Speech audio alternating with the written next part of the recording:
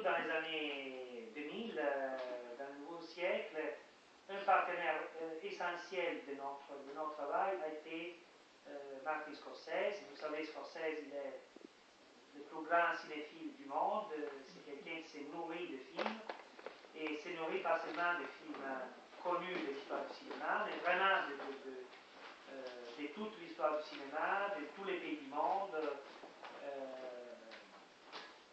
Et donc,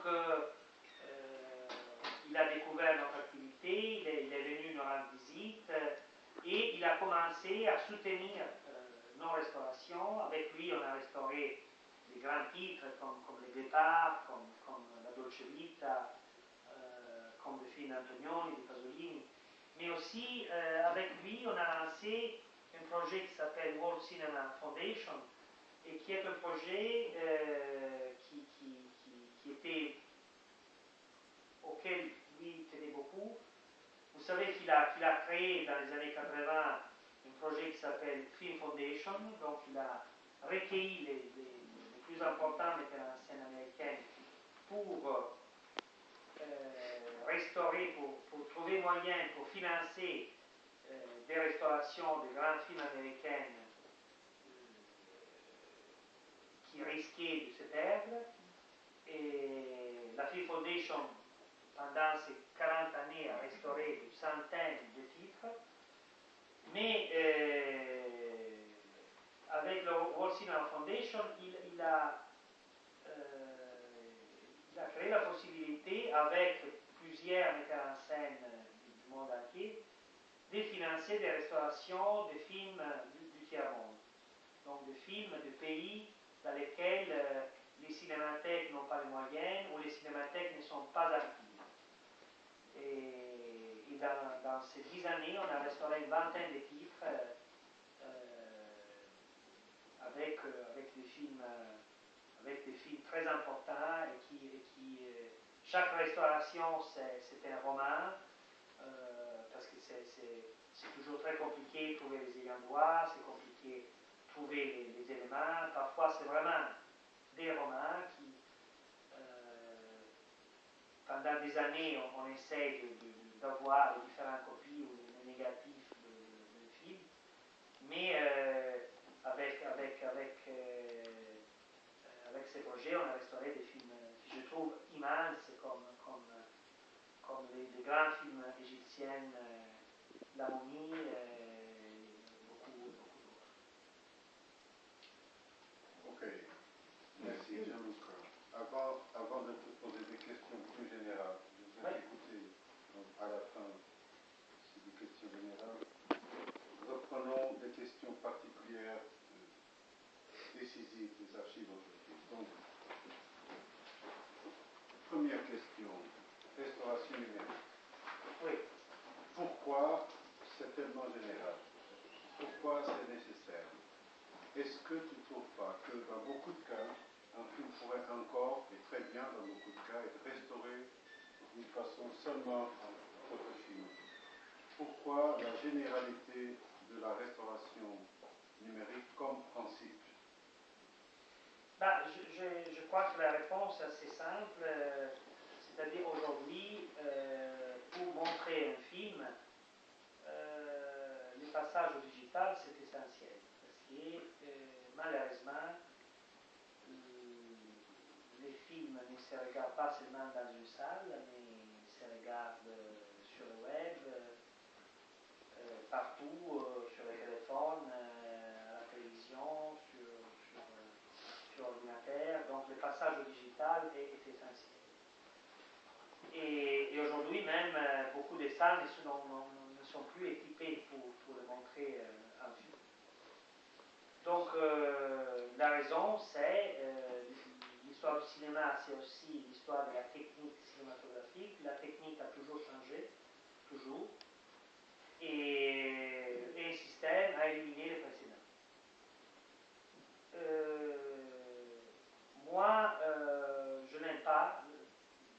Moi, je suis de la génération du film, du 35. Je trouve que le digital donne des possibilités extraordinaires, mais qu'il y a des choses qui manquent pour ce que moi je suis. Ma fille, qui maintenant a 8 ans, peut regarder des films muets, peut regarder des films en noir et blanc, peut regarder des films expérimentaux. Il y a une chose qu'elle ne supporte pas, c'est les rayures. Parce que c'est de la génération du digital. Et les rayures, c'est exclu. Et moi, il y a des choses qui me manquent. Évidemment, j'ai vécu l'ère digitale, mais je ne suis pas né digital. Donc, si je dois choisir entre une projection 35 et une projection digitale, moi je choisis une projection 35. Parce que moi j'aime la faiblesse, et j'aime la faiblesse du 35. Il y a une chose que j'aime pas du digital, c'est la pleine lumière. C'est-à-dire, si vous regardez un film en digital, vous voyez sur tout l'écran, de droite à gauche, complètement jusqu'au marge, vous voyez parfaitement bien, et tout en lumière. Il n'y a pas de partie sombre de l'image. Et nous sommes formés avec les 35, nous savons que surtout sur la projection scope, mais dans toutes les projections, dans n'importe quelle projection, même la plus parfaite, même au Festival de Cannes, même ici à la Cinémathèque portugaise, il y a des parties de l'image qui sont un peu plus sombres. Parce que les lanternes du 35 sont comme ça, ne permet pas d'avoir une pleine lumière totale. Et allumer un film 35, poser des questions au directeur photo complètement différentes. Donc, même, c'est pas seulement un problème de projection, c'est aussi un problème de conception de l'image, qui est une image qui a des parties sombres. Et dans ces parties sombres, je suis convaincu que nous, spectateurs de l'ère du 35, on pouvait rêver, on pouvait voir des choses qu'il n'y avait pas. Et c'est ça une des raisons de notre amour, de mon amour pour le cinéma, et de ma relation avec l'image, de ma relation amoureuse avec l'image faible du 35. Cela dit, aujourd'hui, on est en 2013, bientôt en 2014, donc on ne peut pas arrêter l'histoire, on doit travailler avec le digital, on doit travailler le mieux possible, et dans le travail de restauration, ça veut dire, comme d'habitude, le travail de restauration, c'est plier la technologie au vouloir des restaurateurs, donc obtenir un résultat le plus proche possible du 35. La restauration est toujours avant tout, je dois dire, quand j'ai commencé ce travail de restaurateur, même si aujourd'hui je ne suis pas vraiment le travail de restauration, en tout cas, quand j'ai appris ce travail, pour moi, c'était évident que la restauration, c'était un travail pour toujours. Donc, on restaure un film pour lui donner une éternité. Aujourd'hui, pour moi, c'est très clair, la restauration, ce n'est pas un travail pour l'éternité. Le travail pour l'éternité, c'est le travail de conservation, de préservation. Ça, c'est le travail pour l'éternité, et c'est là qu'il faut mettre l'argent, et c'est là qu'il faut convaincre même les politiciens que c'est un travail essentiel. Le travail de restauration, c'est un travail qui permet au film d'être vu aujourd'hui. Et chaque restauration a une époque. Donc, j'ai vu maintenant 3-4 versions différentes de Métropolis, par exemple. Et on a montré à notre public 4 fois ces versions différentes. Nous-mêmes, nous avons restauré plusieurs fois le même film, même 3 fois. Parce que les moyens changent, parce que ce qu'on ne pouvait pas faire il y a quelques années, aujourd'hui, on peut tout faire, parce que le digital est formidable, permet vraiment de faire des choses qui avant étaient des rêves. c'est aussi très évident que si je regarde aujourd'hui une restauration d'il y a 2 ans, ou d'il y a 5 ans, ou d'il y a 10 ans, ou d'il y a 20 ans, tout est clair. C'est évident que pour moi que cette restauration appartient à une époque précise. C'est une restauration 82. À cette époque-là, on pouvait faire ça. Et on avait aussi ces goûts-là, parce qu'il y a évidemment aussi les goûts d'une époque. Et une restauration éternelle n'existe pas. Et donc, pour moi, c'est clair qu'aujourd'hui, les travaux de restauration, c'est toujours un double travail. C'est un travail de conservation des éléments, donc d'avoir des éléments intrinsèques, et d'avoir des copies VCP les plus proches possibles des origines. Ça, c'est un double travail, donc ça nous oblige à soutenir des frais, et ce qu'on fait aujourd'hui, souvent, on n'a pas l'argent pour tirer de nouvelles copies 35. Donc, souvent, aujourd'hui, on n'a pas de restauration, on a des éléments de conservation 35, mais on n'a pas de copies 35. Et j'espère qu'avec le temps, on arrivera toujours à avoir les deux. Avoir les deux pour pouvoir montrer les deux. Voilà.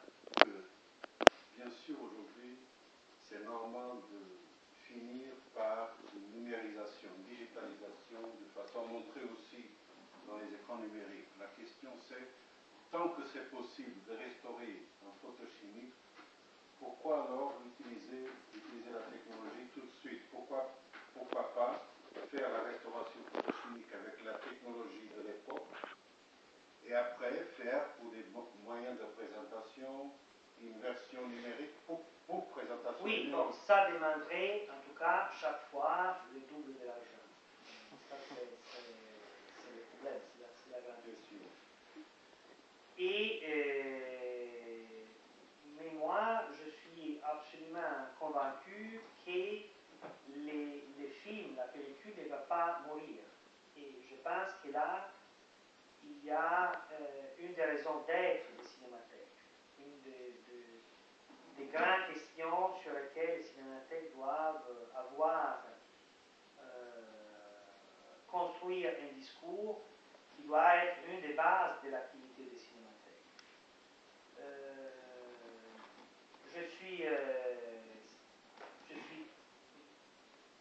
Cette année, au congrès de la FIAF, il y a eu une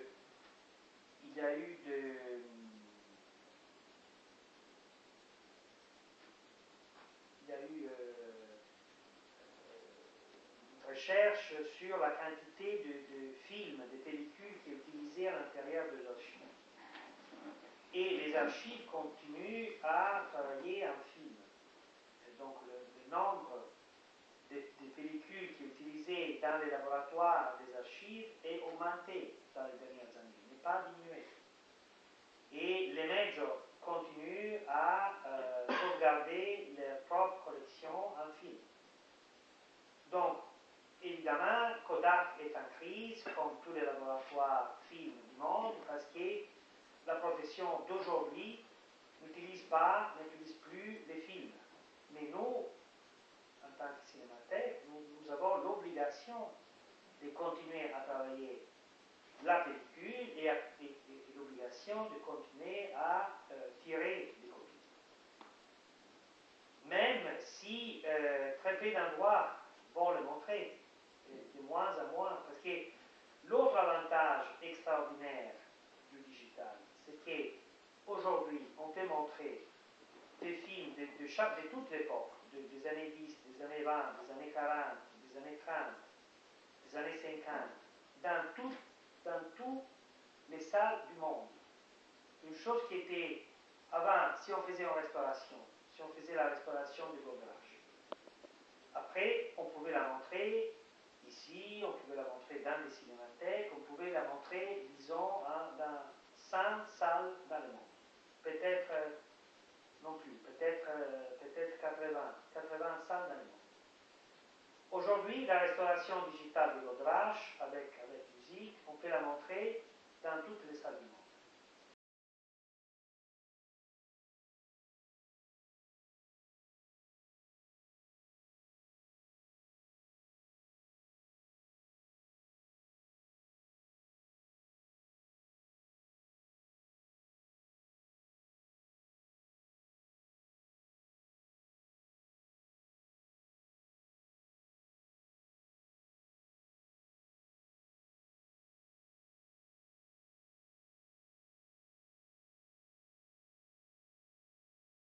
Moi, je n'aurais pas aimé si je ne l'avais pas vu dans une salle.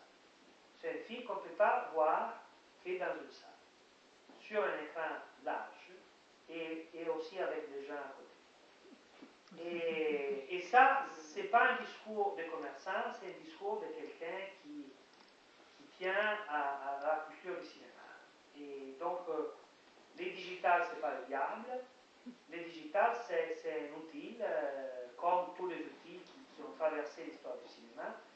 Mais comme le vinyle, vous vous souvenez, quand le CD est arrivé, et tout le monde a pensé, bon, le vinyle c'est foutu, il faut jeter les tourne-disques. Après, c'est les CD qui sont finis et c'est le vinyle qui revient. Je suis sûr que les films en pellicule vont revenir et je suis tellement persuadé que dans les prochains festivals, dans les prochains Cinema Ritrovato, on va lancer un prix Cinema Ritrovato, dans lequel la Cineteca di Bologna va primer, à notre avis, les meilleurs films italiens pour les conserver en 35, pour payer l'arrivée de une négative 35 et une copie 35. Donc on est vraiment convaincu que si un film est grand, un film d'aujourd'hui, il faut le sauvegarder et il y a seulement une possibilité pour le sauvegarder, c'est le 35. Aujourd'hui, il n'y a pas une loi en Italie qui oblige les producteurs à faire ça. Donc on le fait nous, on choisit un beau film et on fait les éléments de conservation. Donc on croit profondément dans ça et je pense que c'est une ligne essentielle de démarcation entre les cinémathèques et les autres. Mais voilà, justement, sur la présentation du film. Sur la préservation, ou présentation. Non, sur la présentation. Pourquoi pas faire les cinémathèques travailler sur le principe que même si elles font des restaurations aussi numériques et des copies numériques pour montrer ailleurs, est-ce que tu ne crois pas que dans les musées même du cinéma, dans les salles de cinémathèque, ces endroits comme ça, on devrait continuer à montrer l'original pour faire la différence? C'est essentiel, c'est essentiel. Une chose qui est essentielle dans notre travail du présent et du futur, c'est former un public et faire comprendre la différence entre français et digital. C'est essentiel, c'est l'essentiel. Et en continuant avec notre festival dans lequel on expérimente les idées de l'année, cette année on a commencé les soirs dans la cour de la Cineteca, qui aujourd'hui a un nom qui me touche beaucoup, qui s'appelle Piazzetta per Paolo Pasolini.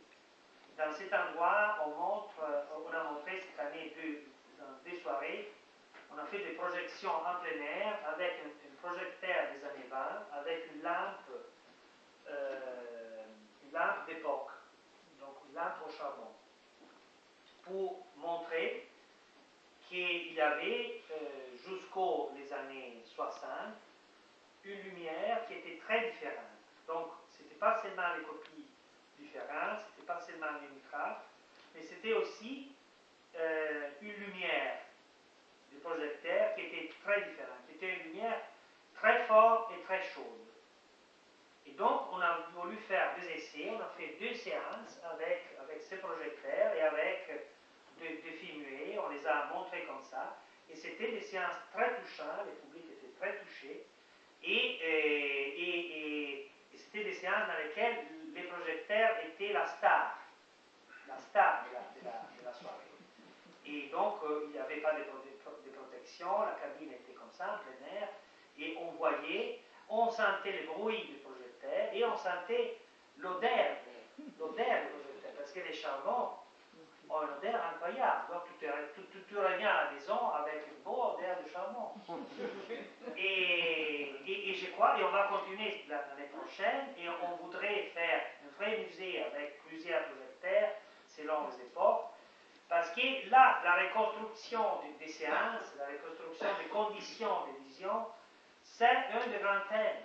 Et en plus, comme toujours, ces thèmes, aujourd'hui, sera un thème pour quelques cinémathèques, puis pour beaucoup de cinémathèques, après, le commerce arrivera. Parce qu'il faut bien dire, ce qui arrive aujourd'hui, c'est le témoignage que les cinémathèques, dans les années 30, ils avaient raison. Sauvegarder les films, montrer les films du passé, une chose qu'aujourd'hui les ayants droit font, les font grâce au fait que les cinémathèques ont conservé leur propre collection, et ça est devenu quelque chose qui rend aussi de l'argent. Donc, et c'est une chose qui intéresse tout le monde. Et donc, les cinémathèques avaient raison. Donc, je suis sûr, qu'aussi sur ça, nous avons raison, et dans quelques années, peut-être dans une dizaine d'années, il y aura même au dehors des cinémathèques des salles qui vont montrer les films 35, cris et grands, projections 35. Si on garde la technologie et la connaissance. Évidemment, c'est essentiel, garder la technologie et la connaissance, et c'est pour ça que les cinémathèques existent. C'est là notre travail, notre identité. Très bien. Une autre question. Est-ce que, quand les cinémathèques deviennent des distributeurs, est-ce qu'elles font encore de la muséologie du cinéma? De la muséologie, Oui. bien sûr. Bon, nous expérimentons cette année cette activité de distribution. Il y a des jours, j'étais aux rencontres des exploitants RSC italiennes pour présenter notre propre catalogue, et c'était assez drôle parce qu'il y avait Warner Bros, il y avait Medusa, il Cinema, Fox, tout le monde présentait leur propre catalogue, et puis à la fin, il y avait nous aussi avec un film. Et alors, il y a une chose que je trouve aberrante, l'idée que c'est normal que les films du passé peuvent être vus dans tous les médias, partout, et qu'il n'y a personne qui dit qu'il y a un endroit dans lequel les films doivent être vus. Il y a un endroit prioritaire, un endroit essentiel pour comprendre le cinéma. Et cet endroit, c'est la salle. C'est assez étonnant la manque des discours qu'il y a sur la salle. Je le dis parce que personne n'aurait l'idée que les musées sont inutiles parce qu'il y a des reproductions des tableaux, ou parce qu'il y a des reproductions des statues, ou c'est plus nécessaire d'aller aux Uffizi, aller au Louvre, c'est plus nécessaire parce qu'il y a des reproductions. Mais ce qui était arrivé pour le cinéma, c'est exactement ça. Vu qu'il y a des reproductions, les salles ne sont pas intéressantes. Même ces endroits vraiment polis, il faut sortir, il faut se retrouver avec des gens qu'on ne connaît pas, dans les noirs. Et donc, moi, je vais affirmer qu'il y a un seul endroit dans lequel, si vous voulez voir vraiment un film, vous pouvez le voir. Et cet endroit, c'est la salle. Parce qu'en plus, je ne sais pas sur le film d'aujourd'hui, mais ces films-là, Les Guépards, la version 3D de Dial Informable, qui a été fait justement contre la télévision, pour être vu seulement dans les salles, mais aussi Goldrash, mais aussi Roma Città Aperta, mais aussi Ninotchka, mais aussi Les Enfants du Paradis. Ce ne sont pas des films qui ont été conçus pour être vus sur des téléphones portables. C'est des films qui ont été conçus pour le salle. Peut-être pour les films